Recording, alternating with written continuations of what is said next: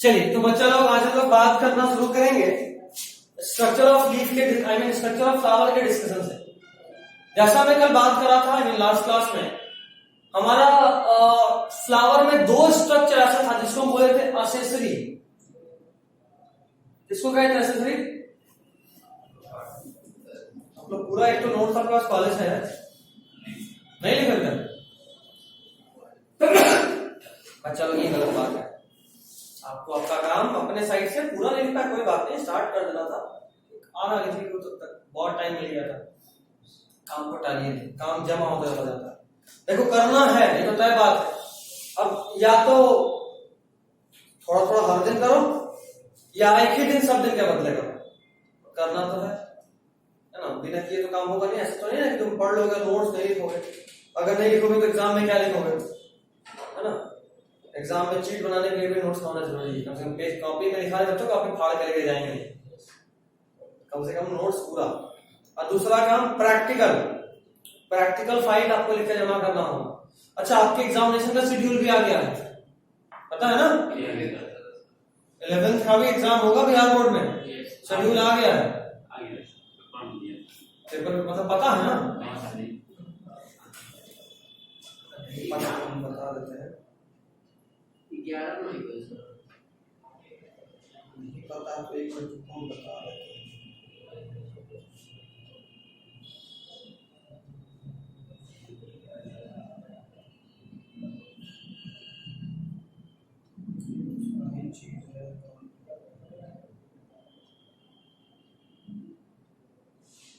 अरे तो बच्चा लोग इतना डाउट पूछता, फोटो भेज भेज में आधा नंबर तो सही भर जाता है ना। मिल रहा है मैं भी आज ही साफ सफाई किए हैं, नहीं खत्म हो गया, भरोसा नहीं।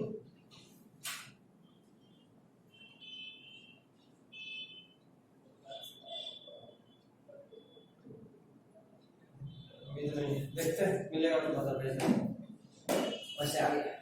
तो लिखते भी चलिए, क्योंकि फिर बीच में कुछ दिन का गैप होगा आपके लिए, आपको पढ़ना पड़ेगा तो फिर लिखने उठने का टाइम नहीं मिलेगा। क्लास ही कर लो, यही बहुत है। इसलिए अभी लिख लो। दो पार्ट में ली, असेसरी और असेसरी वर्डल था, जिसका रिप्रोडक्शन में डायरेक्टली कोई रोल नहीं था, वो सिर्फ असिस्ट कर रहा था। और दूसरा एक असेसरी में जैसे तुम्हारा क्या था, पेस्टल सेपल जिसका काम था बर्ड्स से जो प्रोटेक्ट करना, पेस्टल जिसका काम था कलरफुल होकर इंसेक्ट को पॉलिनेशन के लिए अट्रैक्ट करना। तो एक हो गया तुम्हारा एसेसरी या नॉन एसेंशियल, और दूसरा एसेंशियल वर्ड। एसेंशियल वर्ड में क्या आएगा, तो जिसका रिप्रोडक्शन में डायरेक्टली रोल हो, जैसे एंड्रोइशियम मेल पार्ट, गाइनोइशियम फीमेल पार्ट। ठीक है, गाइनोइशियम 3 पार्ट में डिवाइडेड। सबसे ऊपर वाला स्टिग्मा, जहां पे पॉलन ग्रेन लैंड करेगा। फिर बीच में हॉलो स्ट्रक्चर ट्यूबलाइन, और सबसे नीचे में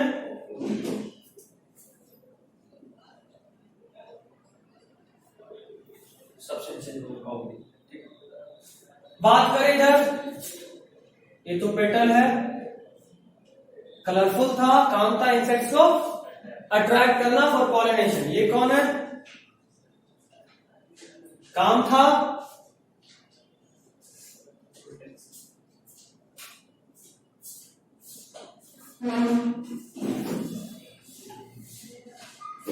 टू प्रोटेक्ट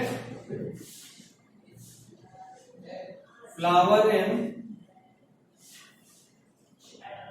बर्ड स्टेज। क्या काम था, फ्लावर को बर्ड स्टेज में प्रोटेक्ट करना। खैर, अच्छा ये मेल पार्ट एंड्रोइशियम, इसको ओवरऑल क्या बोल रहे थे, इसको ओवरऑल क्या बोल रहे थे,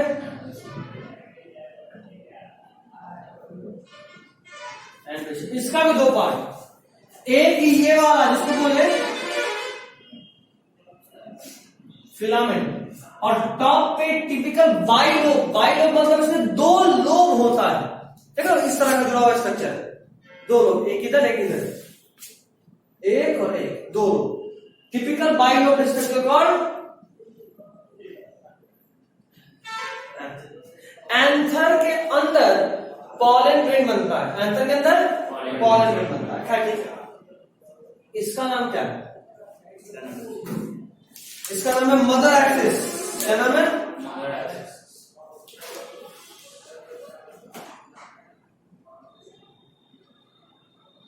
मदर एक्सिस। ये वो एक्सिस है जिसके ऊपर ये पूरा पूरा फ्लावर खड़ा है। ये क्या है? स्टॉक, डंठल। ये क्या है?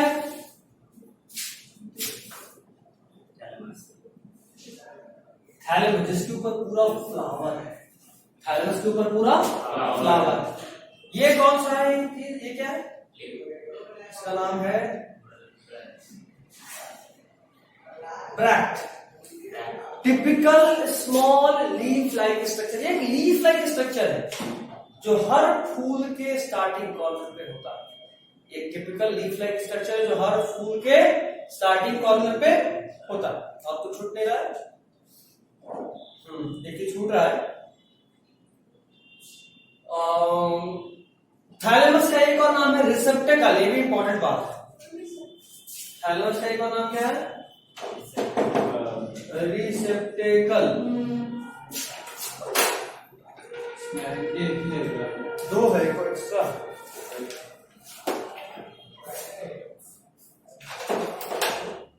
ठीक है, इसको क्या बोलते हैं? रिसेप्टेकल। एक और नाम है इसका। चलिए, ये तो आपके पास नोट्स में है, तो लिखकर टाइम वेस्ट कीजिएगा, मतलब लिखिएगा या हम आगे बढ़े? हम समझाएं, लिख लोगे? पक्का पक्का इस बार, यूं नहीं कि सर सिर्फ बोल दिए लिख लेंगे, ठीक है ना? हम आपको यहाँ आपके परिवार की उम्मीद के लिए रखे हैं, अपने से ज्यादा। तो आपको इस बात का ख्याल होना चाहिए कि आपके पास क्या जिम्मेवारी है, आपको काम करना है। बचने का ऑप्शन अब आपके पास नहीं है। आप ऐसे ही लेट हो, आपका 11th ऐसे भी थोड़ा वीक हो चुका है, तो आपको थोड़ा एक्सेस काम करना है। शॉर्टकट में तो आपको ऑप्शन ही नहीं, ठीक है ना? और मेहनत करो, उसके बाद फिर हमसे बोलो कि सर हमको इसमें दिक्कत है, हम खड़े हैं। चाहे तुम्हारे पास बायोलॉजी हो, चाहे तुम्हारे पास फिजिक्स हो, चाहे तुम्हारे पास केमिस्ट्री हो, या इंग्लिश भी हो तो इंग्लिश भी बोलो, बता दें, हम सब कुछ बता सकते हैं। इतने एबल हैं कि आपको physics, chemistry, biology, English, maths छोड़कर, मैथ्स केमिस्ट्री में हमारा था ही, उसके अलावा तो जिसमें कंप्यूटर साइंस, आईपी, वो भी बता सकते हैं, वो भी पढ़े। आपको जो कुछ बहुत से बहुत होगा, हम भूल रहे होंगे तो एक बार रिवाइज करें। बट एप्पल कि हम आपको सारा कुछ आपका क्या 11th में क्वेश्चन तो सिंपल ही होता है, जो कॉमन क्वेश्चन उस पर फोकस करना। कॉमन क्वेश्चन हम ग्रुप में तुम लोग कुछ भेजे हैं, देखे हो? नीट के लिए वो पूरा 11th का पैकेज है, मतलब पूरा आकाश का पैकेज है। तुम लोग ज्यादा कुछ नहीं, फिजिक्स केमिस्ट्री पे अगर कमांड है, लगता है कि ठीक है, क्योंकि वो सिर्फ 12th है। 11th क्या हुआ छोड़ो, हम अगर 12th में भी कमांड कर ले तो बहुत अच्छा। देखो एक बात याद रखो, नॉलेज कभी धोखा नहीं देता, सीखा हुआ चीज कभी धोखा नहीं देता। कुछ नहीं कर पाए फिर भी आप मास्टर और अच्छा कमा लेते, तो वो तुम्हारे पास अगर नॉलेज रहेगा तो कुछ नहीं होने के टाइम पे भी वो सब काम आता है।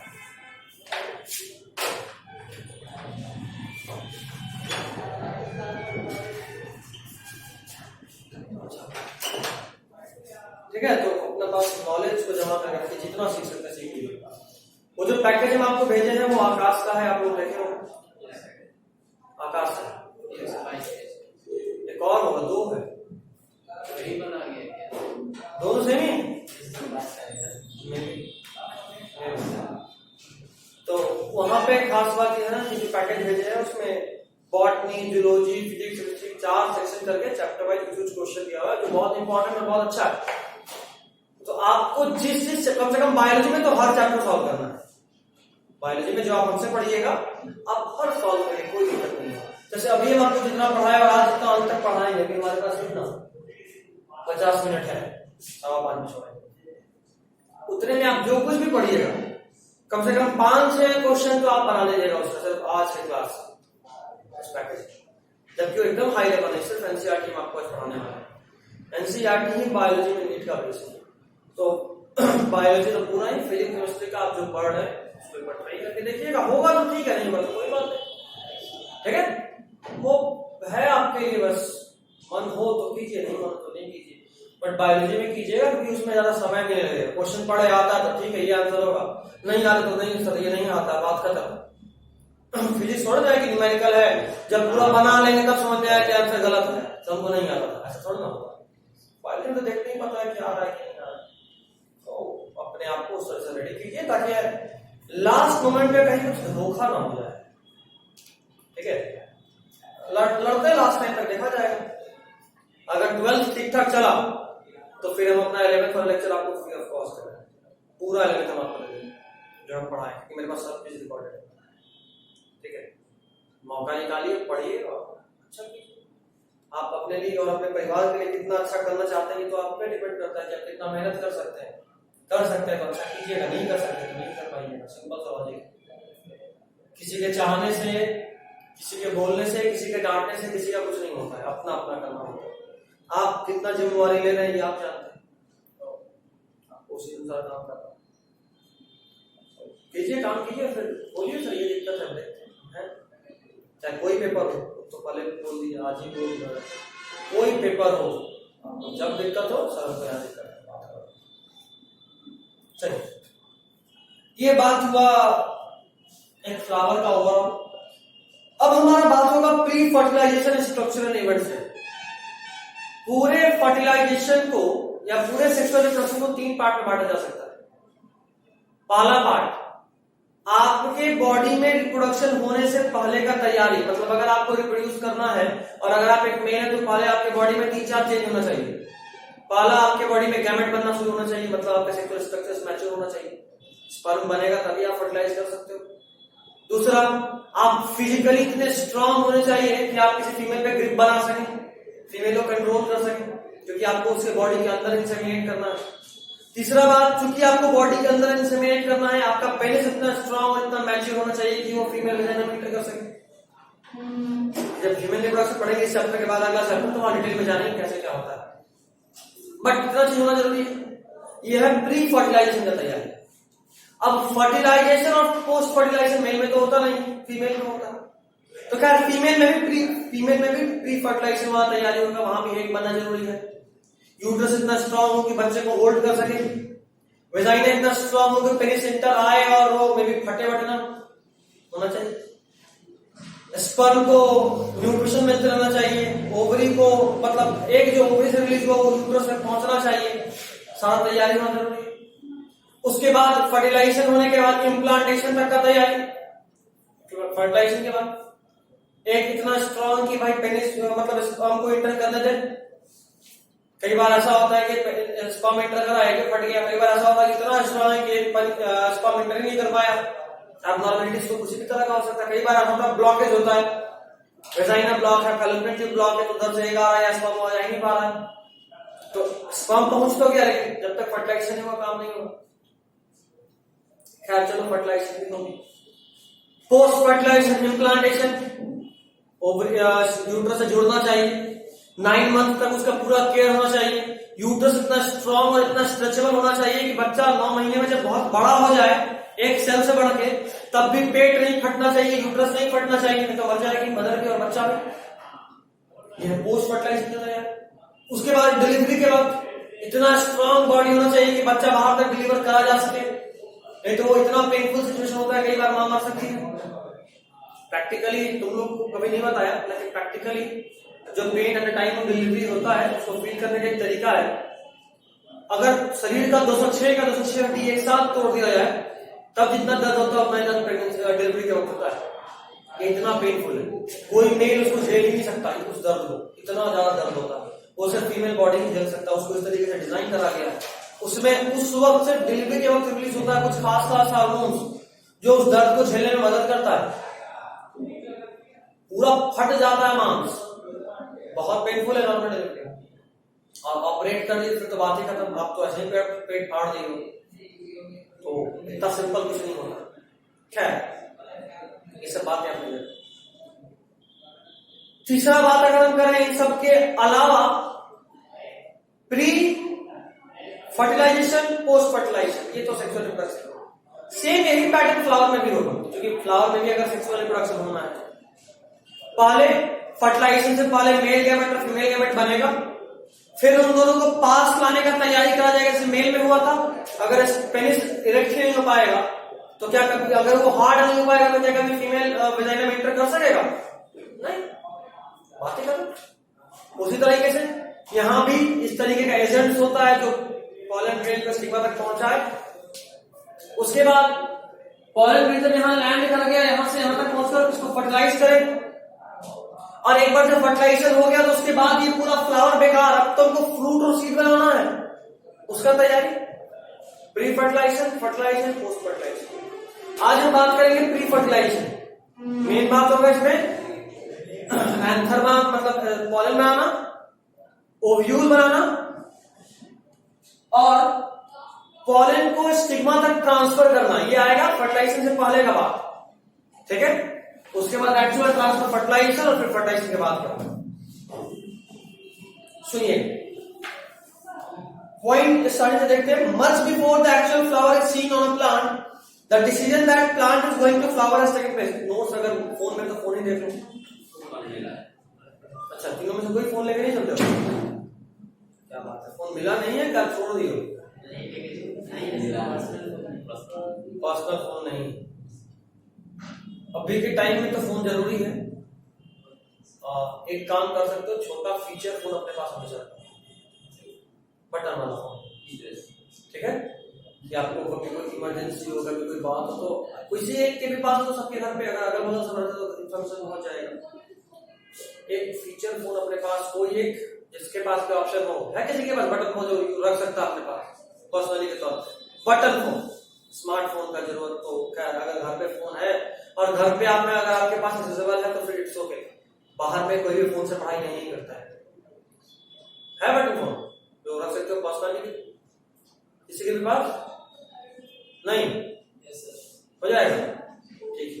पर्सनली एक अपने पास रख लीजिए और उसका नंबर हमको दे दीजिएगा, ताकि कभी कुछ इमरजेंसी रहा, मान लो अचानक से क्लास बंद करना, अचानक से किसी टाइम में बुलाना है, अचानक कॉल करके बता सकते। नहीं तो नॉर्मली तो हम एक रात पहले या सुबह में मैसेज कर ही देते हैं व्हाट्सएप। ये डेली जाएगा, ये डेली जाएगा। तुम लोग घर से 2 बजे तक निकलते हो ना, फाइनली 2 बजे तक निकलते हो, 12:30 बजे पहले केमिस्ट्री, हाँ पहले इंग्लिश क्लास, इंग्लिश, उसके बाद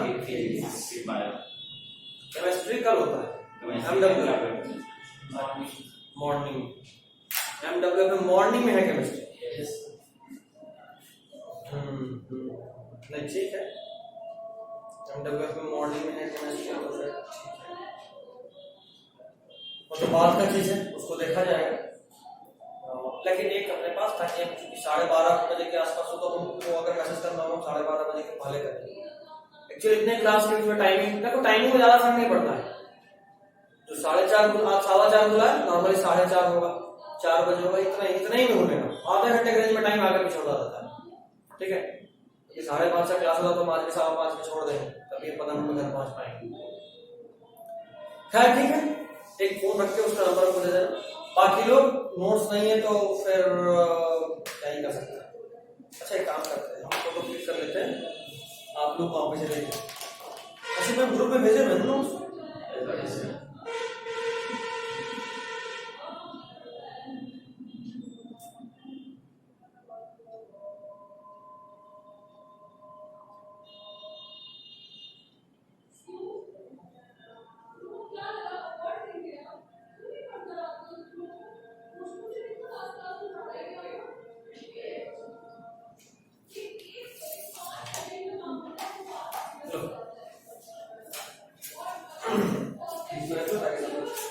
आगे तो यहाँ बहुत अच्छा हुआ वहाँ है, तो यहाँ मस्त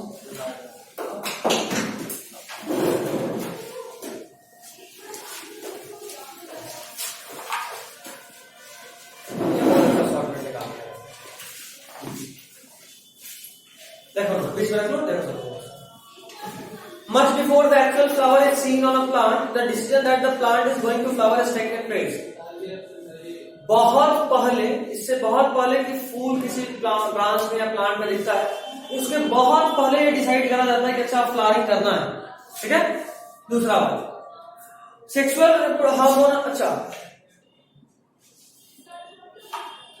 ये जो फ्लावरिंग होता है, फ्लावरिंग से पहले बहुत सारे हार्मोनल और स्ट्रक्चरल चेंज किसी फ्लावर में होते हैं। हार्मोनल और स्ट्रक्चरल चेंज, हार्मोनल नए नए तरह के हार्मोन्स आते हैं बॉडी में, प्लांट बॉडी में, और स्ट्रक्चर जाहिर सी बात है इतना सारा स्ट्रक्चर बना तो ये तो स्ट्रक्चरल चेंज हुआ है। तीसरा point, male gamete are non motile in case of angiosperm and gymnosperm. Male gamete कौन होगा यहाँ पे? एंथर नहीं, pollen, very good, pollen. Actually pollen के में अंदर होता है बट ओवरऑल आप पॉलन अभी कहूं चलेगा। तो यहाँ जो एंजियोस्पर्म और जिम्नोस्पर्म का जब हम बात करते हैं, ये तो समझ रहे हो, एंजियोस्पर्म जिम्नोस्पर्म प्लांट का ग्रुप है। यहां पे ये नॉन मोटाइल होता है। नॉन मोटाइल बोले तो मूव नहीं कर सकता, नॉन मोटाइल होता है वो। मूव पीछे वाले पेज में बच्चा, इधर नहीं, ये जी गलत बोलेगा तो। सेकेंड लास्ट पॉइंट अब देखें, ठीक है। Inflorescence are formed which bear the floral buds and then the flower. Inflorescence समझते हो, आपने पढ़ा होगा इनफ्लोरेसेंस किसको बोलते हैं? Arrangement of flower on any branch, किसी पेड़ के ब्रांच पे किस तरीके से फ्लावर अरेंज है, जो क्या बोलते हैं? इनफ्लोरेसेंस। जैसे मान लो ऐसा हो सकता है, पहला फूल आया, दूसरा फूल आया, तीसरा फूल, चौथा फूल, ये इनफ्लोरेसेंस हो सकता है। या ऐसे हो सकता है, पहला फूल, दूसरा फूल, तीसरा फूल, चौथा फूल, पांचवा फूल, छठा फूल। देखो अंतर दिख रहा है। या ऐसा हो सकता है, इधर से शुरू, पहला फूल, दूसरा, तीसरा, चौथा, पांचवा, छठा, सातवां, आठवां, ऐसे समझ रहे? तो किस तरीके से कोई फूल किसी ब्रांच पे अरेंज है, जो क्या बोलते हैं? इनफ्लोरेसेंस। तो इनफ्लोरेसेंस फॉर्म होता है, बनता है। सबसे पहले देखो क्या होता है, आरएम चेंज होता है एसएम में। आरएम बोलते हैं root apical meristem. Root apical meristem change होता है सूट एपिकल मेरिस्टम में, ठीक है। जहां से जब देखोगे अगर तुम किसी बीज में, तो जहां से जड़ निकलता है उसी जगह से तना भी निकलता है। यहां से जिस पॉइंट से रूट निकला उसी पॉइंट से सूट भी निकलता है, सेम उसी पॉइंट से। तो सबसे पहले जो रैम था रूट एपिकल मेरिस्टम, वो चेंज हुआ सूट एपिकल मेरिस्टम में। उसके बाद एक्सिस ऑफ इनफ्लोरेसेंस बना। देखो एक्सिस जिसपे फूल उगेगा, ठीक है, एक्सिस ऑफ इनफ्लोरेसेंस बना। उसके बाद बनता फ्लारल प्रीमोडिया। अगर तुम देखोगे तो पहले अगर बहुत ध्यान से किसी फूल को देखे होगे, इससे पहले कि फूल का तुमको बर्ड स्टेज दिखे, कली, उसके पहले एक छोटा सा डॉट टाइप का उभार दिखता, लगता है कि यहां कुछ फूल आने वाला है, लगता है, उसको बोलते हैं फ्लोरल प्रीमोडिया। उसके बाद बनता है बर्ड और फाइनली बनता है फ्लावर। उसके बाद ये जो दो वर्ड लिखा है AMGF, AM इज एंड्रोइशियम मेल के लिए, गाइनोइशियम फीमेल के लिए, ठीक है। नेक्स्ट अब हम लोग बात करेंगे मेल गैमेट बनाने का तरीका। ये तो अभी तक बस इंट्रोडक्शन कहानी था, फूल कैसे बनता है। राम चेंज होता है शाम में, शाम के बाद बनता है इन्फ्लोरेसेंस, इन्फ्लोरेसेंस के बाद एक्सेस ऑफ इन्फ्लोरेसेंस, राम शाम में, एक्सेस ऑफ इन्फ्लोरेसेंस, फिर फ्लावर प्रीमोडिया, फिर बर्ड और फाइनली फ्लावर। अब हम बात करेंगे स्टेमन। स्टेमन के अंदर एंथर कैसे बनेगा, एंथर में पॉलन कैसे बनेगा, डिटेल यहां से ध्यान दीजिएगा। अगर एनसीईआरटी है तो सवाल है एनसीईआरटी में मिलेगा। एनसीईआरटी लाए हो?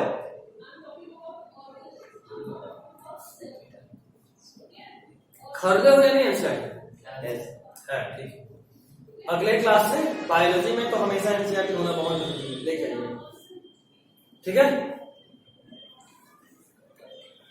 देखिए पहला point, the fertile portion of स्टेमन is called anther. Fertile बताया चला साथ में, किसको बोलते हैं, याद है किसी को? फर्टाइल। फर्टाइल बताया कि उस एरिया को जो रिप्रोड्यूस कर सकता है। फर्टाइल उस एरिया को बोलते हैं जिसका रिप्रोडक्शन में रोल हो। तुम्हारा क्या नाम था? आयुष। तुम्हारा? आयुष सत्यम सौरभ। आयुष सत्यम सौरभ। ठीक है, तो फर्टाइल पोर्शन ऑफ स्टेमन एंथर को बोलते हैं। देखो ना, कभी देखे कि ये वाला पार्ट से पॉलन बन गया, कभी देखे? यहाँ से बिल्कुल नहीं, वहां पर एंथर में बन गया। तो ये वाले एरिया का क्या रिप्रोडक्शन में कोई रोल है? नहीं। तो दिस इज स्टेराइल एरिया। क्या कैसा एरिया? स्टेराइल। जो रिप्रोड्यूस नहीं कर सकता उसको क्या कहते हैं? स्टेराइल। और जो रिप्रोड्यूस कर सकता उसको क्या बोलते हैं? फर्टाइल। जो रिप्रोड्यूस करेगा स्टेराइल, जो नहीं करेगा वो फर्टाइल। ठीक है, तो एंथर के टॉप पे, मतलब स्टेमन के टॉप पे होता है एंथर, जो कि फर्टाइल रीजन है।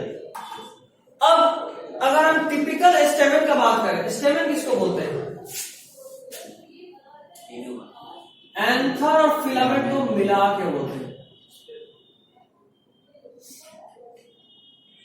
Mail region of a flower, किसी फूल का जो मेल रीजन है उसको क्या बोलते हैं? स्टेमन। स्टेमन में दो पार्ट, एक फिलामेंट और एक एंथर। फिलामेंट का लॉन्ग एंड सिलेंडर स्टॉक, डंठल लंबा और पतला डंठा जो है, और anther the terminal generally bilobed the structure. Terminal मतलब टॉप पे, जहां पे टर्मिनेशन हो रहा हो। हमारे बॉडी का टर्मिनेशन कहां हो रहा है? सिर पे। यहां से हमारा बॉडी खत्म। टर्मिनेट करना मतलब यहां से खत्म, सिर के बाद तो बॉडी खत्म। उसी तरह जो स्टेमन है टर्मिनेट कहां कर रहा है? एंथर पे, उसके बाद एंथर खत्म। ये टर्मिनल पोर्शन है क्योंकि टर्मिनल पोजीशन है, और ये जनरली बाई लोब मतलब दो लोब में होता है, एक और एक, दो, ऐसा हमेशा इस तरीके से एक साथ दो लोब, एक दो। अगला पॉइंट, ये बहुत इंपॉर्टेंट है। जहां भी मेरे कॉपी में एमडी लिखा हो ना, मतलब वो मेडिकल में पूछा हुआ सवाल, सेम टू सेम पूछा था, एनसीईआरटी का लाइन है। 2016 है, 2016 में पूछा था। The proximal end of the filament is attached to the thalamus part or thalamus or the petal of flower. Proximal देखो यार, ये तरीका है। ऊपर के एरिया को बायोलॉजिकली हम एपिकल बोलते हैं, एपिकल या टर्मिनल बोलते हैं। ऊपर के एरिया को एपिकल या टर्मिनल, और पीछे नीचे वाले एरिया को प्रॉक्सिमल बोलते हैं। नीचे वाले एरिया को क्या बोलते हैं? प्रॉक्सिमल। तो एपिकल रीजन में एंथर और प्रॉक्सिमल रीजन में थैलेमस। थैलेमस नहीं, जो प्रॉक्सिमल रीजन है स्टेमन का, जो फिलामेंट है, वो जुड़ा है किससे? फिलामेंट थैलेमस से। थैलेमस या फिर कई बार पीटल से भी जुड़ा है। यही पूछा था, लिखा था, क्वेश्चन था, बताते थे क्वेश्चन क्या था। क्वेश्चन था the proximal end of flower is attached to dash of the flower. Option में था thalamus, petal, both and, petal of this. Next point, इसका काम कर रहा नहीं कर रहा? नहीं कर रहा ना? ऐसे काम कर रहा है। सब आते चला पानी पीते, इधर साइड से तो काम कर रहा, उधर में। ठीक है, तो अगला पॉइंट देखते हैं, the number, length and size of स्टेमन। अच्छा, ये जो स्टेमन है इसका नंबर कितना होगा? किसी फूल में 4 होता है, किसी फूल में 6 होता है, किसी में 2 होता है ना? ये नंबर अलग अलग होता है। नंबर, साइज, लंबा होगा, छोटा होगा, बराबर होगा, ये सब अलग अलग स्पीशीज में अलग अलग होता है, ट्राई करता है। नेक्स्ट, टिपिकल एंथर में 4 लोब होता है, सॉरी 2 लोब होता है, और टेट्रास्पोरेंजिएट होता है, जिसमें 4 माइक्रोस्पोरेंजिया होता है। अभी फिर समझने वाला बात है।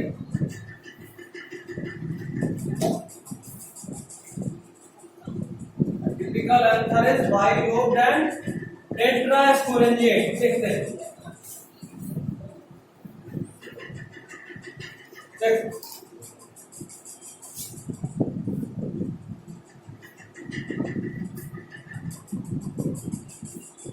ऐसा होता है।